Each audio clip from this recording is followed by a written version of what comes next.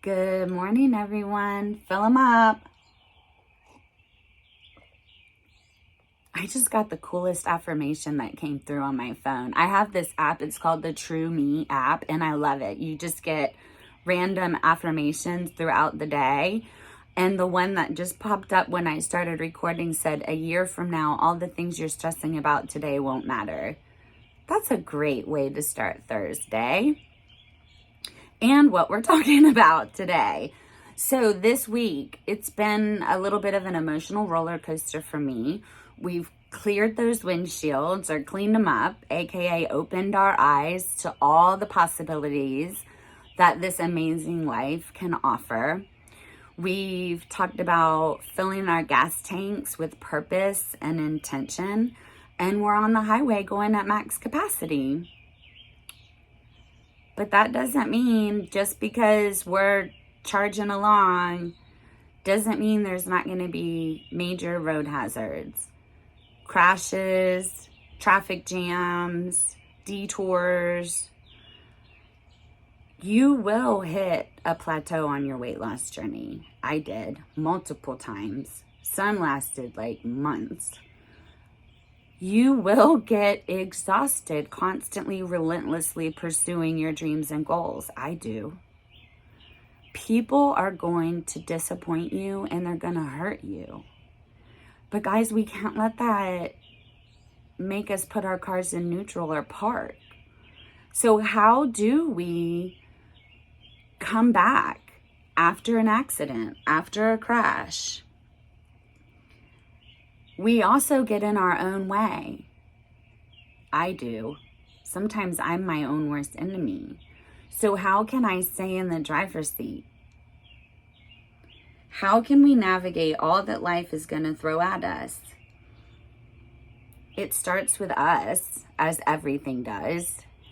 And all the things, I think, the things we tell ourselves when life gets hard. And most of those emotions and those statements, first of all, are false, but are not positive emotions either.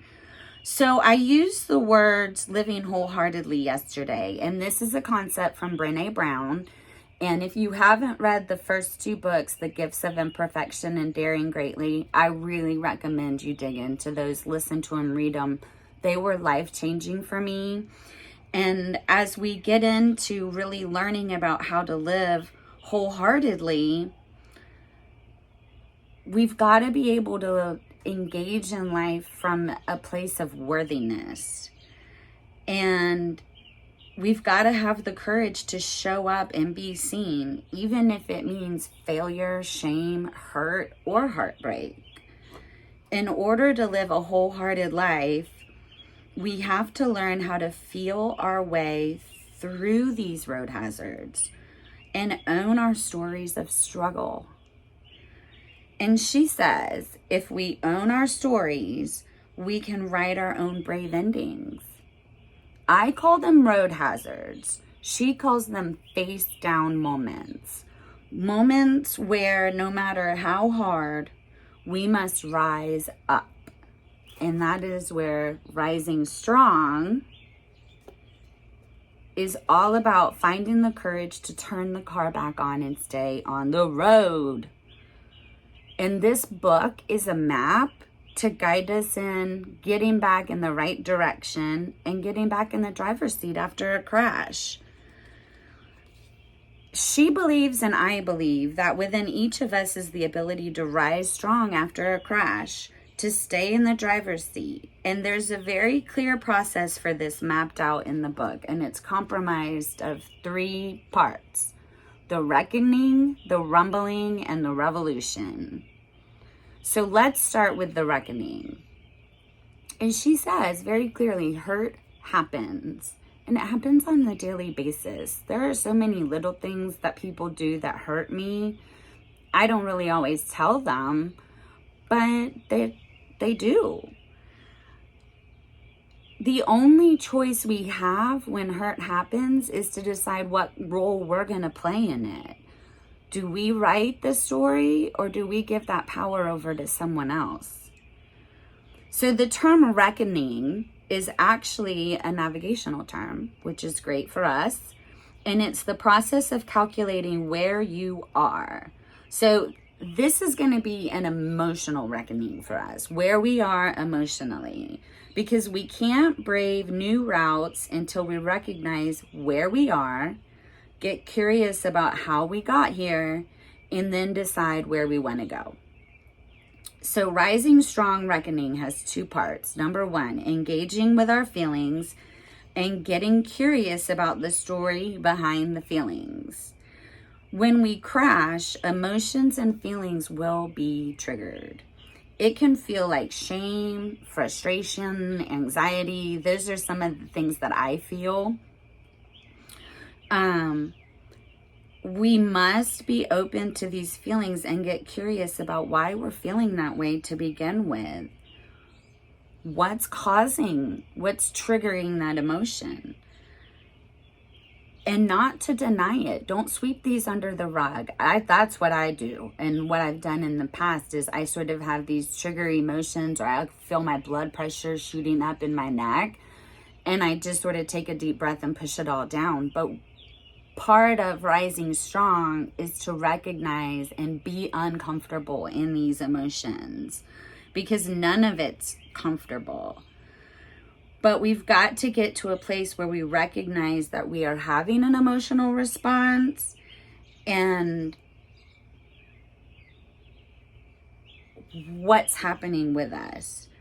We've got to get curious and we've got to get brave, because there's a lot of ways that we hide and numb our feelings. I am very guilty of this.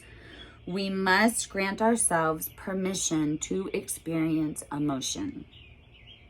But there's a better way to go about it than how some of us deal with this. And when we do this, when we get curious about our emotions, it gives us the opportunity to be our most authentic selves.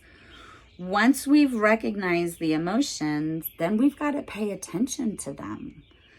With each emotion, you do have a response, and we've got to be awake to what those are. Because walking into our story of hurt can feel very dangerous. And you're ultimately confronting yourself. So owning your story has been this repeated theme in every book, every single one of them. And we've talked about it this week. And I love how Brene describes it, because it really makes sense to me finally. Owning your story means reckoning with our feelings and rumbling with our dark side.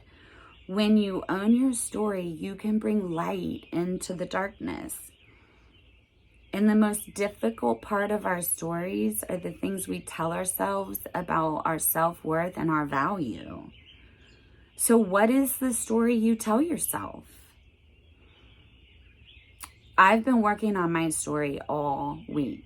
I've been ignoring, denying, putting it off. In every one of these books, I didn't even know where to start on writing it down and then accepting it in the way I wanted it to come out. And it's been an emotional roller coaster. I've cried my eyes out this week. I've revisited really painful parts. I've celebrated and embraced parts that I never accepted or took time to enjoy before. It has been a journey. But it's been healthy and it's been healing. And I am going to share, I promise, I am going to share my story soon.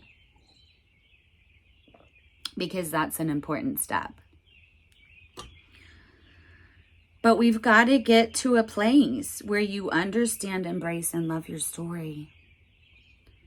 Get clear about it, because the better you know your story, love your story, and embrace your story, the quicker you'll be able to get on the road again after a crash. And we're staying in the driver's seat. So work on those stories, own your story, filter your story to really bullet it down to some key parts. because as we get into the next part, the rumble, the story you tell yourself becomes even more clear. Can't wait for tomorrow. Bye, guys.